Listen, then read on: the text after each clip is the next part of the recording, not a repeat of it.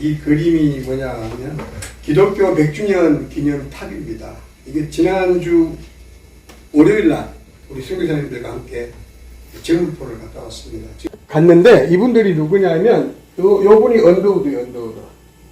예? 언더우드시고 그 옆에 있는 분이 아펜젤러. 요 분이 아펜젤러의 부인 이렇게 돼요. 이제 우리나라가 1883년에 인천항이 개항이 됐습니다. 맥클레이라고 일본 선교사가 한국에 들어와서 고종을 만나게 됩니다. 그래서 다른 걸 하지 않겠다.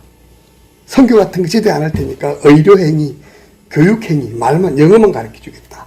허락을 받게 되고 공식적으로 허락을 받게 되면서 미국에다 그쪽에다 연결합니다. 이러면서 그때 들어온 사람들이 첫 번째 들어온 사람들이에요.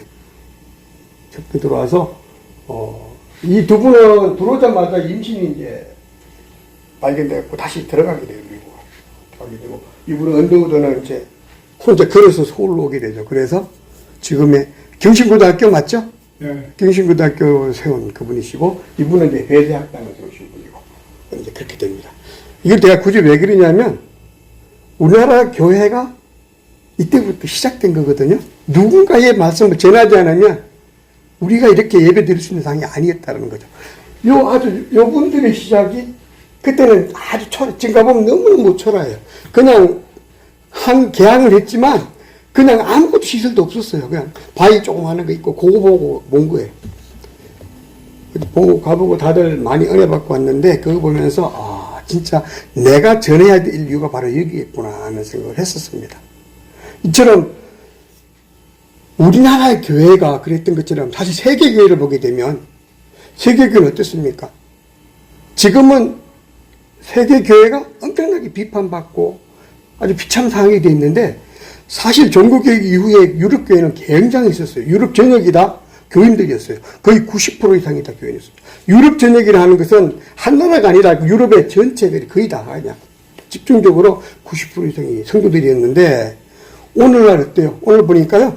영국교회가 국민의 66.5%가 성도인데 실제로 성도긴 다 성도인데 예배에 매주 참석하는 일이 3%래요.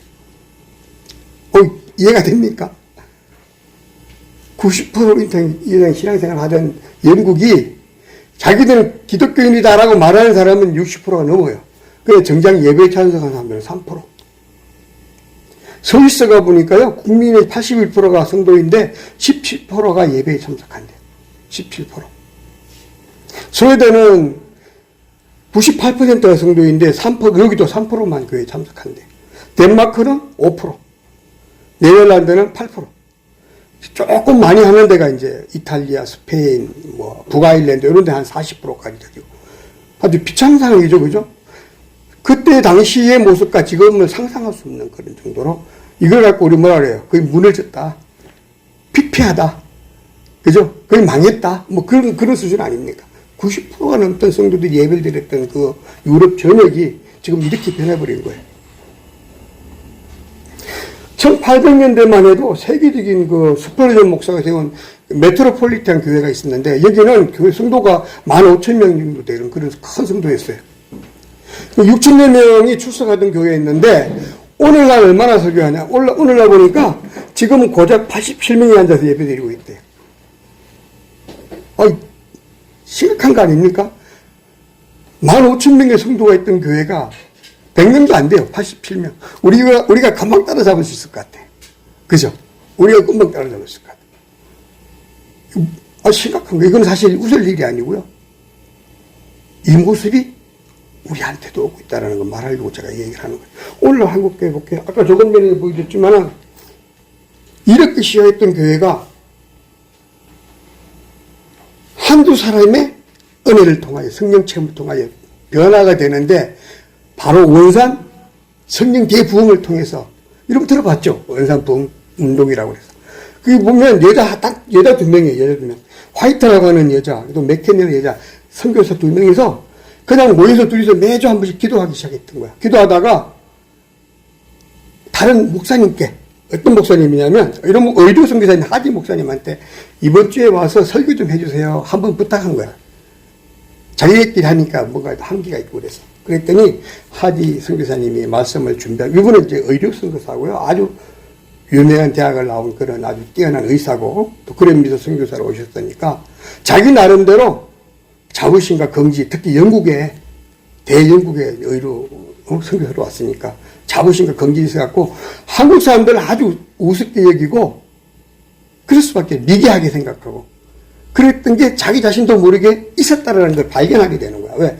말씀을 준비하는 중에, 내가 이런 놈이었구나 깨닫게 된 거야. 그래서 이걸 그냥 혼자 깨닫고 만 게 아니라 드디어 설교를 하면서 이걸 이제 회개합니다. 공개적으로. 사실 저는 내가 잘난 줄 알았습니다. 내가 전부인 줄 알았습니다. 내가 하나님의 복음을 위해서 이렇게 열심히 했고, 선교사로도 왔고, 이렇게 미개한 나라 와서 이렇게 해서 내가 여기서 열심히 하면 하나님께 복받고 천국 가서 칭찬받을 줄 알았습니다. 그런데 말씀을 준비하면서 깨닫게 됩니다. 내가 죽일 놈입니다. 내가 죄인입니다. 회개가 시작된 거예요. 이 회개가 시작이 돼서 그 자리가 완전 눈물바다가 되고, 그게 하루 이틀이 아니라 계속 일주일씩 영장이 됩니다. 이게 옆으로 옮아가요. 신기하게 전염병처럼 옮아가는 거예요. 성령의 역사는 전염병처럼 옮아갑니다. 바이러스처럼 옮아가요.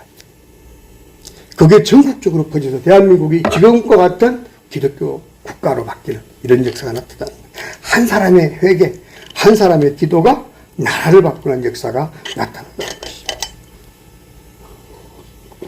거기까지는 참 좋았는데, 그렇게 교회가 규모가 점점 커지고 세계적인 성전이 막 나타나기 시작하더니, 지금의 대한민국의 교회들은 세계 어디 가도 내려오면 동의에 드는 1, 2, 3에 드는 그런 교회들이 지금 절비한 그런 나라가 됐어요. 한마디로 공룡화가 된 거죠. 행정조직이 비대해지고, 네가 하는 일을 내가 모르고, 이 목사가 하는 일을 저 목사가 모르고, 밀면 아주 그냥 이런 게 돼버렸어요. 한마디로 기업화가 된 거죠. 이렇게 경제적으로 부유해지면서 사회적인 지위도 올라가고, 교회의 지위가, 교회가 부자가 되고 살기 좋아지고 행복해지면서 타락이 만들어지는 거예요. 어떤 타락이 됩니까? 목사가 하나님 위에 있는 거예요. 하나님 목사의 카리스마 있는 설교에 모든 성도가 다 따라가는 거예요. 작은 교회는 아무도 안 가. 우리 교회도 몇 명 안 되지만 모든 성도가 한 사람 목사의 카리스마 있는 설교에 다 따라가는 거예요. 하나님이 거기 계실까요? 목사가 하나님 위치에 있는데 이런 나라가 돼버린 거예요. 그러니까 지금 어떤 일이 벌어지고 있습니까? 코로나를 위해서 엄청난 교회가 지금 거의 절반이 다 청소가 돼버렸죠. 지금도 아직도 세상으로부터 질타를 받고 욕을 먹고, 뉴스엔조이 같은 데는 교회만 따라다니면서 공격을 하고, 이런 일이 지금 돼버린 거예요.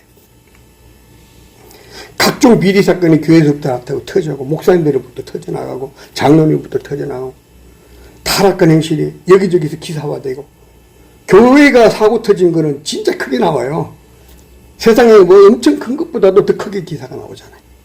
그의 부패한 모습은 언론의 가십거리로 그냥 너무나 쉽게 다뤄지고 있고, 그저 세상으로부터 비난받고 조롱받는 교회가 되고 있어요.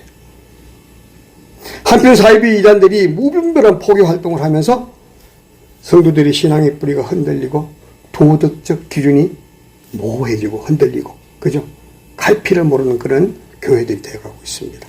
가정과 사이의 윤리관이 무너지고 있어요. 성도의 타락과 말과 행동의 불일치, 이것이 온 세상으로부터 공격의 대상입니다. 가스펠 투데이에서 조사를 했어요. 신뢰도, 교회의 신뢰도가 어떻게 되는 조사를 했더니 2020년도에 32%의 신뢰도를 그래도 얻었는데, 교회 딱 1년 만에 2021년에 보니까 21%로 떨어져요. 11%가 떨어지는 거예요. 1년에 11%가 떨어질 때가 엄청난 거예요. 저는. 그 이유가 뭐냐 그랬더니 목회자의 언행일치가 1번이에요. 교회의 가십, 목회자의 언행일치. 이건 뭡니까? 도덕적으로 문란했다는 거, 믿을 수 없다는 거, 신뢰할 수 없다는 거. 교회성장연구소에서 또 조사해봤습니다. 신뢰도가 떨어진 원인이 실제로 뭘까? 구체적으로 한번 연구를 해봤더니 교회다움, 목사다움, 성도다움이 없어졌다. 이게 나온 거예요. 그래서 또 계속 구체적으로 한번 조사해봤더니 성도들의 절반 정도는, 47%는 교회가 봉사하지 않고 구제하지 않아서 그렇다라고 원인을 제시하는데, 세상에 하나님을 알지 못하는 사람들이 뭐라고 말하냐면 교회의 윤리와 도덕의 실천이 무너졌다. 한마디로 믿을 수 없다. 교회에 있는 사람들, 목회자들, 장로들, 집사들, 권사들, 성도들 모두 자기들이 볼 때는 도덕으로 보이는 거야. 믿을 수 없다는 거야. 사기꾼으로 보이는 거예요. 이런 세상이 되어버렸어. 이런 세상이 되어버렸어. 참 너무 안타깝지 않습니까? 나 때문에, 우리 때문에 하나님이 쓰레기 취급을 받는 거예요, 지금. 하나님 쓰레기 취급을 받는 거예요. 인도의 간디는 이렇게 말했다 합니다. 나는 예수 그리스도를 매우 좋아한다. 그러나 그리스도인들은 결코 좋아하지 않는다. 왜? 자신이 믿는 그리스도와 너무 다르기 때문이다. 간디가 그렇게 얘기를 했대요. 이 지적은 정확하게, 지금 오늘날에 벌써 오래됐는데 오늘날의 상황을 정확하게 지적하고 있는 거예요. 오늘날 이처럼 한국교회가 위기 상황에 빠지고 교회가 세상으로부터 신뢰받지 못하는 이유는 우리가 타락했기 때문입니다. 도덕적 윤리성이 붕괴됐기 때문입니다. 저부터 붕괴됐어요. 저도 그거 많이 너무너무 말씀 읽고 준비하면서 너무너무 회개하게 되는 게, 내가 그랬구나. 내가 너무 교만했구나. 너무 욕심만, 나만 알았구나. 나만 잘 되면 다 잘 되는 줄 알았어요. 우리의 문제. 교회가 세상과 같았을 때 세상은 우리를 같이 보지 않고요, 더 낮게 본다는 사실이에요. 우리가 세상과 같이 하면 세상은 우리를 쓰레기처럼 취급한다. 왜 그러냐면 교회는, 세상이 보는 관점에서 교회는 훨씬 도덕적이어야 된다는 거예요. 훨씬 깨끗해야 된다는 거예요. 훨씬 정직해야 되고 훨씬 순수해야 된다는 거예요. 그런데 우리가 똑같이 살아요. 똑같이. 세상과 같이 살기 때문에 세상은 우리를 자기보다 낮게 보는 거예요. 이게 얼마나 참 황당한지 모르겠어요. 오늘날 교회를 보는 세상의 시선, 에베소 교회도 똑같았어요. 오늘 우리가 당한 게 똑같았어요. 바울의 눈에 비친 에베소 교회의 타락한 모습이 오늘날 우리 모습과 너무나 똑같았다고 해요. 그래서 그는 디모데를 그곳에 남겨놓고 로마로 와서 감옥에 지금 갇혀 있는 상태예요. 자기가 더 이상 거기서 할 수 없어. 어린 디모데에게 교회를 맡겨놨어요. 사역자로 맡겨놓고 왔는데, 감옥에서 탁 들어가 이제 자기가 이제 죽을 날은 가까이 오고, 본인이 느꼈어요. 나는 이제 얼마 못 산다. 병이 걸려서 죽는 게 아니라 사형을 당하는 거예요. 죽음을 당하는 거예요. 춥고 어두운 그 감옥 속에서, 우리 같으면 뭐 남을 생각할 겨를이 없죠. 그런데 이분은 디모데를 생각하고 고민을 하면서, 내가 죽어지면, 내가 이곳에 있지 않으면 디모데가 제 에베소 교회를 얼마나 잘 할 수 있을까? 그것을 염려하면서 편지를 씁니다. 이렇게 해라, 저렇게 해라. 이건 절대 안 돼. 이렇게. 오늘 그 내용이 오늘 이 내용이에요.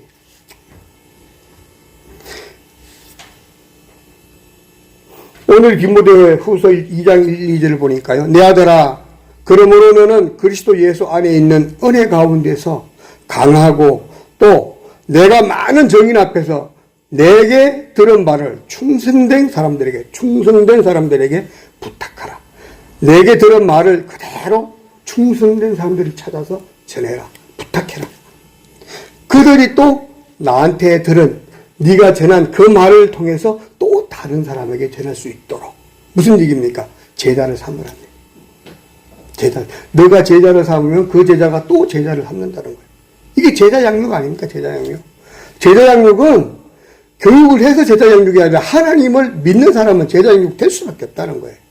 예수님을 믿는 사람, 이 복음을 따라 순종하면서 사는 사람은 그 자체가 제자라는 거예요. 제자. 복음을 전하는 사람은 다 제자예요. 누구의 제자? 예수님의 제자예요. 우리가 복음을 전해야 되는 이유가 바로 거기 있다는 거죠. 2장 1절에 보면 그러므로 라고 시작합니다. 그러므로. 이 얘기는 그 이전에 뭔가 얘기한 게 있다는 거예요. 상황이 있다는 거예요. 그렇기 때문에 넌 앞으로 이렇게 해라. 그 얘기. 거기서 한 내용들이 뭐냐면, 나는 이제 앞으로 살 날이 멀지 않았다. 그런 얘기를 하는 거예요. 나는 곧 하나님 곁으로 가게 될 거야. 내가 너와 같이 있지를 못해 이제. 그럼 너가 이제 독립을 해야 돼. 독립해야 되는데 어떻게 해야 돼? 그러고 하는 얘기. 강해야 돼. 절대 고난에 무너져서는 안 돼. 포기해서는 안 돼. 인내해야 돼. 지금 이런 얘기를 하는 거예요. 그러면서 너가 전하는 그 말씀 때문에 또 새로운 제자들이 다른 사람에게 가르칠 수 있도록 집중적으로 가르치되 어떻게 충성된 사람을 키워서 양육해라는 얘기예요. 충성되도록 키워라. 충성되도록. 자신의 죽음을 예감하고 얼마 남지 않은 삶을 정리하고 있는 거죠. 자신의 뒤를 이어 복음을 전할 신실한 일꾼을 세우라는 거예요. 그리스도 예수의 은혜를 생각하면서 더욱 강하게 인내할 것을 당부하고 있습니다. 예수 그리스도의 은혜는 어떤 은혜입니까? 십자가의 공로죠. 구원의 은혜. 구원의 사역을 믿고 세상을 두려워하지 않을 수 있는 믿음. 이게 다 하나님의 은혜, 예수님 그리스도의 은혜. 이것을 어때요? 가지고 나가라는 거죠. 2장 2절에 보니까 많은 증인 앞에서 내게 들은 것이요. 내게 들은 것. 바울에게 들은 것. 바울에게 들은 것. 그걸 충성된 사람에게 가르치라고 그랬어요. 예수 그리스도에 대한 복음이 바로 들은 거예요. 무엇을 들었을까요? 복음. 예수님은 우리를 위해 태어나셨고, 우리 때는 아주 가난한 목수의 집의 아들로 태어났고, 그것도 처녀의 몸에 태어났고, 열심히 복음을 전하다가 아주 젊은 나이에 십자가에 달려 돌아가시는데, 왜 누구 때문에 죽었냐? 바로 너희 때문에 죽었다는 거예요. 너희를 구원하기 위해 죽었고, 너희의 죄를 해결해 죽었다는 거죠. 그리고 죽은 걸로 끝이 아니라 3일 만에 부활했다는 거예요. 부활하신 그분이 여기저기 보이시면서 많은 사람에게 보이면서 증거를 남기죠. 그 사람들이 증거를 통해서 우리가 아직 예수님을 알게 된 거 아닙니까? 그리고 마지막에 구름 타고 올라가시면 뭐라 그럽니까? 내가 이 모습 이대로 다시 오겠다. 기다려라. 나 분명히 오겠다. 분명히 말씀했는데 우리는 다 그거 잊고 살아가잖아요. 우리가 지금 기다리는 거 바로 다시 오실 예수 그리스도 아닙니까? 이거를 전하라는 거죠. 이 사실을. 예수에 대한 이 상황들을 다 그대로 본 대로 적고 들은 대로 전하라는 거예요. 그게 우리의 역할이라는 겁니다. 그동안 코로나를 핑계로 우리는 사실 전도하지 못했어요. 교회가 전도는 고사하고 인원이 줄었어요. 그죠? 뭐 안전거리 유지 그래가지고 막 이따만한 의자에다 1명, 2명, 3명밖에 안 앉혀놓고 평소에는 7명씩 갔던 자리에 그냥 3명 앉혀놓고 그것도 또 중간에 한 칸 띄우고 막 이렇게 했잖아요. 그러니까 교회들이 예를 들어서 1000명 교회가 200명밖에 안 남는 거예요 지금. 이게 사탄의 역사 아닙니까? 사탄의 역사예요. 사탄의 역사. 우리 선조들은 이 신앙을 지키기 위해서 목숨을 걸었어요. 근데 우리 이번 코로나 때 목숨 걸고 지킨 사람 몇 명 없어요. 다 포기했어. 다 스스로 교회 다 내줬어. 교인들 못 나오겠잖아요. 이게 우리 스스로 한 거예요. 그 정도 두려워서 그걸 목사들이 그렇게 두려워도 되겠습니까? 감사하게도 우리는 계속 드렸죠. 몇 명 안 됐기 때문에 그렇게 하지만. 그런데 나는 그거 너무 안타까운 게 사단의 역사예요. 예배를 못 드리게 한 거 아니에요. 근데 왜 거기다가 지는지 난 모르겠어요. 아니 예배 그대로 드려서 목사가 감옥 들어가면 그 예배를 혼자 드렸습니까? 3,000명, 4,000명 성도가 똑같이 됐어요. 그럼 다 같이 들어가야지. 안 그래요? 하나가 돼야지. 그러면 아무도 못 건드려요. 그게 바로 뭡니까? 같이 똑같이 했죠. 목사가 했나요? 다 했지. 같이 예배 드렸죠. 예배 똑같이 드린 거예요. 그런데 왜 못했는지 모르겠어요. 이게 우리의 모습이다. 우리가 스스로 포기한 게 스스로. 너무 쉽게 포기했어요. 이제는 달라져야 돼요. 태풍이 와도 이거 갑자기 안 움직이네 모르던 폭설이 와도 바람이 불어 어떤 상황이 돼도 이제는 예배가 쉬어서는 안 된다. 예배를 쉬우면 절대 안 된다. 예수님의 제자를 기르는 일을 절대로 중단되어서 안 된다는 겁니다. 새롭게 세워진 제자가 또 다른 제자를 양육해야 되는데 우리가 그걸 안 하니까 우리가 전도를 안 하니까 어떻게 또 새로운 제자가 만들어집니까? 우리가 전하지 않으면 절대 새로운 제자가 나타나지 않는 거죠. 그러니까 이제 우리도 나가서 전해야겠다. 노방전도 두렵지 않게 해야 돼요.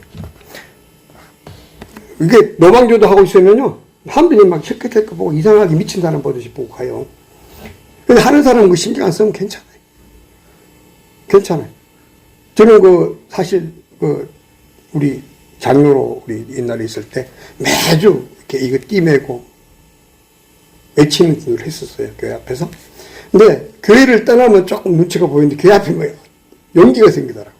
이거 신기해요. 그리고 이걸 딱 끼는 순간 이게 아무것도 없을 때는 입이 안 떨어지는데 띠를 딱 하는 순간 입이 그냥 막, 여러분 해보세요. 신기해. 띠를 하면 용기가 생겨.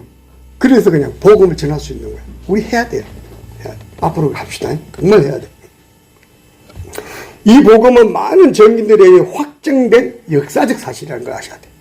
예수님에 대한 모든 기록은 사실에 근거한 역사적 사실이다. 성경은 우리를 구원하려고 친히 이루신 실제 있었던 실체 그것을 기록한 거예요. 한 사람이 기록한 것도 아니에요. 수많은 사람이 각각 자기가 본 걸 기록했는데 그거를 모았더니 일목요연한 예수님의 역사가 그 전개가 되고 있잖아요. 한 사람이 거짓말을 지은 게 아니라는 거죠. 그래서 어떨 때는 부끄러운 부분도 성경에 그대로 나와 있어요. 어떨 때는 진짜 초라한 부분도 그대로 나와 있고 실패한 부분도 그대로 나와 있어요. 이게 바로 복음의 파워예요. 만약에 그걸 어떤 작가가 썼다 그러면 기가 막히게 완벽하게 허점 하나도 없게 그렇게 썼을 거예요.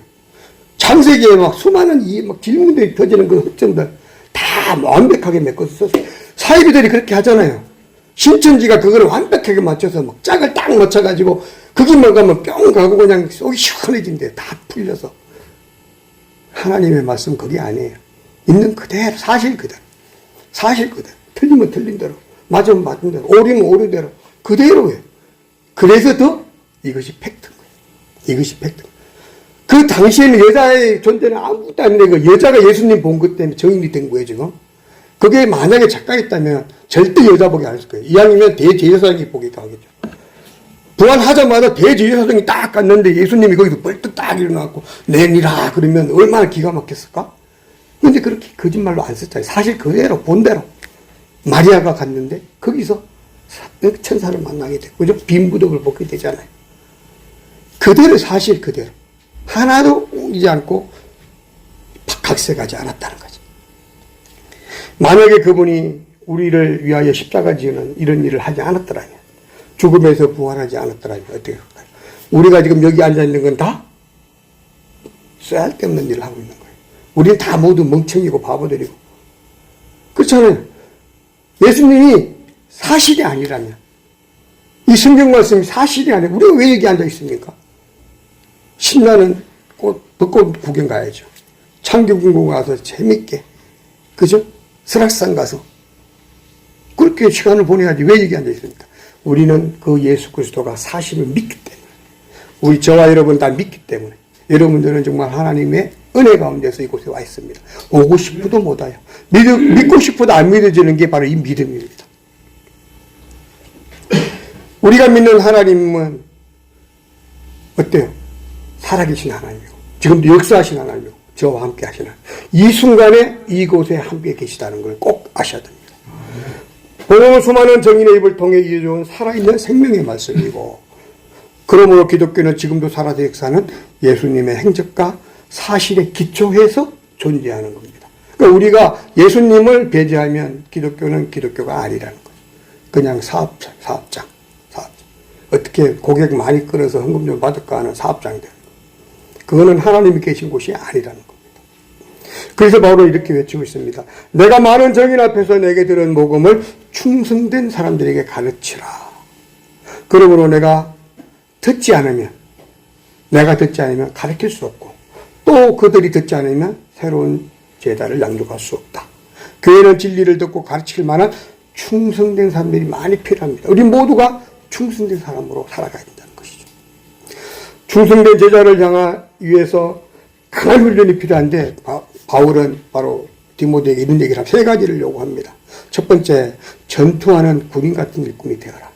군인 같은. 두 번째, 100m 달리기 하는 달리기 선수처럼 그런 일꾼이 되어라. 세 번째가 땀 흘려 씨를 뿌리는, 그리고 오랫동안 겨울이 가리질 때까지 기다리는 농부 같은 일꾼이 되어라. 이 세 가지를 말하고 있습니다. 그러면 첫 번째, 군인 같은 일꾼에 대해서 설명하는데, 사절에 보니까 그러므로 너는 그리스도 예수의 좋은 군인으로 고난을 받아라. 군인으로 복무하는 자는 자기 생활에 얽매이지 않는다. 이는 군인으로 모집한 자가 예수 그리스도를 기쁘게 하게 합니다. 무슨 얘기냐면, 나를 부르신 예수 그리스도를 기쁘게 하기 위해서 우리는 어때요? 언제든지 5분 대기죠. 부르면 팍 튀어갈 수 있는 그런 준비 상태가 되어야 된다는 거죠. 이게 바로 군인 같은 일꾼이에요.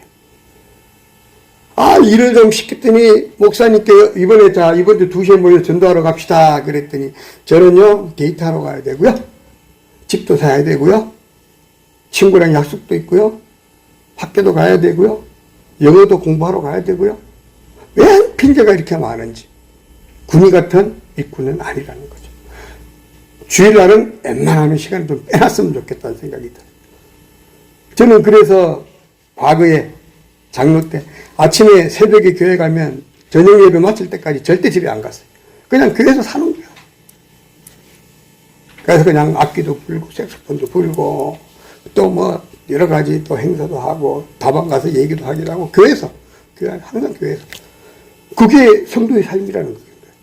군인 같은 일꾼은 나의 시간을 온전히 드리는 거고 내 시간, 내 관념, 내 돈, 나 육신 모든 걸 거기다가 집중해 드리는 거예요. 두 번째는 뭘 같이 하라 그랬어요? 뭐 같이? 달리기 선수 같이. 이건 뭡니까? 달리기 선수가 100m 달리기 하는 보세요. 이렇게 라인이 쫙 있어요. 라인 달리다가 옆에 라인으로 오는 거 하면 어떻게 돼요? 탈락. 자기 라인을 지키고 달려가는 거예요. 그리고 끝까지 마지막까지 가야 돼. 중간에 가다 포기하면 어떻게 돼요? 탈락. 그죠? 가다가 뒤돌아가면 어떻게 돼요? 탈락. 앞을 향해, 목표를 향해 가는 거예요. 이게 바로 달리기 선수예요.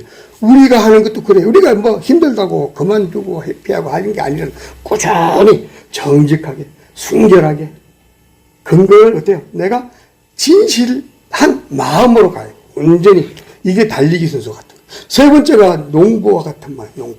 농부는 뭡니까? 이런 봄, 겨울이 지나가자마자 추위가 가시기 전에 벌써 나가서 씨를 막 준비하고, 그죠? 씨를 물에 담궈서 준비하고, 싹이 트면 그걸 갖다 심게 되는 거야. 그러면 여름 내내 비를 맞고, 바람을 맞고, 물도 주고, 북도 주고, 어때요? 풀도 뿌려주고 하면 그걸 키우잖아요. 그렇게 하면 드디어 가을에 풍성한 열매의 결실을 맺게 된다는 거죠. 이처럼 꾸준히 기다리면서 굳건히 우리가 전도한 사람들 끝까지 가서 관리하고 도와주고 협력하고 케어하면서 그렇게 하는 거예요. 이 세 가지가 바울이 바로 디모데에게 요구하는 건데 디모데에게 요구하는 게 아니라 디모데를 통해서 에베소 성도들에게 요구하는 거였죠. 이것은 그들을 통해서 우리에게 전달된 거예요. 우리에게 요구하는 거예요. 저와 여러분들이 이렇게 해야 된다는 거예요. 군인처럼, 달리기 선수처럼, 농부처럼 주의 일을 하면, 그러면 내 주간을 우리가 어때요? 받을 수 있는 상급, 그런 우리가 될 수 있다는 것입니다. 농사는 부지런함과 땀 흘리는 수고가 없으면 절대 할 수 없어요. 저는 사실 지지난주였죠. 우리 파주에서 여기 한번 이제 뭐 이렇게 저 농사를 좀 한번 조금 뭘 심어볼까 하고 땅을 파는데 한 10분, 그때 우리가 얼마나 팠나요? 한 30분 팠나요? 더 이상 못하겠어요. 그전에는 제가 이 기회 있을 때마다 그랬어요. 저는 정년퇴임만 하면 지방 가서 농사 짓고, 전원에서 멋지게 살아야지. 그 땅 30분 받고 다시 이런 얘기 안 하기로 결정을 했어요. 쉽지 않습니다. 쉽지 않아요. 이걸 견뎌내라는 거예요. 이걸 견뎌내야. 쉽지 않아요. 덕에 따가운 햇볕까지 쬐면 더 힘들어요. 미쳐요. 연기가 화기가 빵에서 팍팍 올라와봐요. 돌아버려요. 엉덩이는 아프죠. 무릎은 빠져지죠. 막 또 온몸은 근질거리죠. 땀을 뒤범벅이 되죠. 난리예요, 난리. 저는 어릴 때 시골서 엄마 아버지 사실 농사짓는 걸 좀 많이 도와봤어요. 돌아버리겠는데 엄마 아빠는 끝까지 앉아있어요. 우리는 또 일어날 수가 없잖아요. 젊으니까. 버티는데 돌아버리겠다. 그래서 절대 나는 농사는 안 지어야 되겠다고 그냥 학교 열심히 공부했습니다. 그래서 아직까지 도시에 살아남았어요. 여러분 농사 이렇게 하나님의 일을 할 때 이 정도의 각오를 가져야 된다는 거예요. 인내해야 된다는 거예요. 어떤 고난과 역경도 견딜 수 있는 강한 역사가 할 수 있다는 거죠. 고린도전서 3장 6절 7절 보니까 나는 심었고 아볼로는 물을 주었으되 오직 하나님께서 자라나게 하셨나니 그런즉 10년이나 물 주는 이는 아무것도 아니다. 우리가 물 주고 그렇게 농사지고 열심히 하는데 그건 아무것도 아니래요. 당연히 해야 되는 거래. 그래서 아무것도 아니라는 거야. 그거 갖고 공 따지지 말라는 거야. 당연히 해야지. 네가 당연히 할 거야. 그거 갖고 뭐 공 따지고 그것 때문에 칭찬받으려고 그러지 말라는 거야. 잘하게 하시니까 중요하다는 거죠. 그죠? 잘하게 하시니까 중요하다는 거야. 이 바람과 햇빛과 이 물, 이게 우리가 어떻게 해결할 수 있는 게 아니잖아요. 하나님 주셔야 되는 거, 하나님 주셔야. 그래서 잘하게 하시는 거예요. 농부를 심고 물을 준 것뿐입니다. 그렇지만 결국 하나님께서 자라게 하실 때 풍성한 열매를 맺습니다. 이건 무슨 얘기입니까? 우리는 복음을 전하기만 하면 돼요. 전하기만 하면 돼요. 그분을 위해서 열심히 내가 노력해서 돕기만 하면 돼요. 설명만 하면 돼요. 가서 내 마음과 정성껏 섬기면 돼요. 그러면 그 사람 속에 자라는 신앙은 하나님의 문제라는 거야. 내가 그 사람의 신앙까지 어떻게 해줄 수는 없어요. 나는 예수님을 전하면 돼요. 복음을 전하면 돼요. 하나님 나라의 비밀을 입을 통해 전하기만 하면 돼요. 우리는 그것뿐이에요. 그것뿐. 전하세요, 전하세요. 아이고, 내가 백날 해도 저 사람 마음 안 바꿔요. 걱정할 필요 없어요. 그건 내가 걱정할 거 아니에요. 하나님이 알지. 우리는 그냥 전하면 돼요. 듣든 말든 전하세요. 듣든 말든. 그분이 나를 욕을 하든 말든 전하셔야 돼. 이게 우리 역할이야. 이게 우리 역할이야, 우리 역할. 근데 이건 안 하면서 하나님 믿는다고 말할 수 있나요? 우리가 복음을 전하지 않으면서 예수님을 자랑하지 않으면서 예수를 믿는다 할 수 있나요? 예수가 정말 나를 구원해 주신 구세주로 믿는다면 안전할 수가 없잖아. 자랑 안 할 수가 없잖아. 여러분 식당에서 너무너무 맛있는 밥을 먹었는데 이거 자랑 안 해서 못 견디죠. 그 식당 너무 맛있는데 진짜 끝내주는데 자랑하잖아요. 그 똑같아. 예수님이 너무 좋아서 입을 건질건질해서 자랑하지 않을 수가 없네. 이게 바로 전도의 전도. 전도 교육시켜서 전도되는 게 아니에요. 내 마음이 동하면 돼. 내 마음이 뛰어나면, 내 마음이 전하고 싶으면 전하는 거야. 내 마음이 전하고 싶지 않으면, 절대 못 전해. 그죠? 여러분, 내 마음이 베껴요. 내 마음이 감동 먹으면 복음을 안 전하고 못 베기는 거야. 너무 좋으면 감탄이 나도 모르게 질러 나오잖아. 우와! 이게 하나님이구나. 와, 이게 예수님이구나. 와, 이 예수님의 은혜로 내가 이렇게 됐구나. 와, 고맙구나. 너무 감사하구나. 이런 사람이 어떻게 예수 안전할 수 있어요? 이게 중요한 거예요. 이게 중요한 거예요. 벌써 우리가 교회를 시작한 지 3년이 넘었어요. 3년 한 6개월 정도 된 것 같아요. 2020년 우리가 10월 4일 날 예배를 시작했는데, 근데 이것도 이렇게 좋은 성전을 주셔서 너무 감사합니다. 우리가 앞으로 강남을 복음화하는 목표를 하나님이 주시지 않았나 하는 그런 꿈을 꾸게 됩니다. 아멘. 이 강남에 하나님을 알지 못하는 사람들, 아니 하나님보다 자기들이 더 위대하다고 느끼는 착각하는 이 우상을 믿는 사람들, 다 자기가 우상이에요. 자기가 책임져 알아요. 자기 지식으로 살고 있다고 생각해. 자기 돈으로 살고 있다고 생각해. 잘난 채. 이 사람들에게 복음을 넣어주면 생각이 바뀌는 거야. 우리나라에 돈 있는 사람들 여기 다 있잖아요, 강남. 이 사람들이 생각이 바뀌면 어떻게 될까요? 이 돈들이 아래로 흘러갈 수 있다는 거예요. 이게 하나님의 복음만이 할 수 있는 거예요. 절대 다른 걸 할 수 없어요. 우리가 전해야 될 이유가 그 있다는 거예요. 이제 이 강남은 우리를 통해서 복음을 해야 되겠다 하는 생각을 하게 됩니다. 복음을 전하는 충성스러운 그리스도인이 되어야 된다. 그래서 사생활에 얽매이지 않는 군인처럼, 법대로 경계하는 달리기 선수처럼, 황금빛 곡식을 수확하는 농부처럼 부지런하게 그렇게 주의 복음을 전하는 하나님의 일꾼들이 됐으면 좋겠습니다. 11장 12절 볼게요. 밑보다 이 말이여, 우리가 주님과 함께 죽었으면 또한 함께 살 것이요, 참으면 또한 함께 왕노릇 할 것이요, 우리가 주님을 부인하면 주님도 우리를 부인하실 것이라. 끝까지 참으면, 인내하면, 고난도 참고 욕먹는 것도 참고 힘든 것도 참고 억울함도 참고 끝까지 참으면 주님께서 어때요? 우리를 천국 시민으로 만들어 주신대요. 신기하잖아요. 우리가 인간들한테 막 욕먹고 막 힘들고 당할 때 우리가 이거 참은 것 뿐인데 하나님께 그걸 보고 우리를 천국 시민 삼아 주신대잖아요. 어떤 게 더 이익인가요? 우리가 여기 조금 욕먹고 조금 힘든 게 이게 중요한가요? 하나님의 것을 차지하는 게 중요한가요? 그러니까 이거 좀 하고. 여러분들 누가 나 탁 때리면 이쪽에 대라고 누가 그러셨어요? 예수님. 그렇죠? 오른뺨을 치면 왼뺨을 들이대라 그랬잖아요.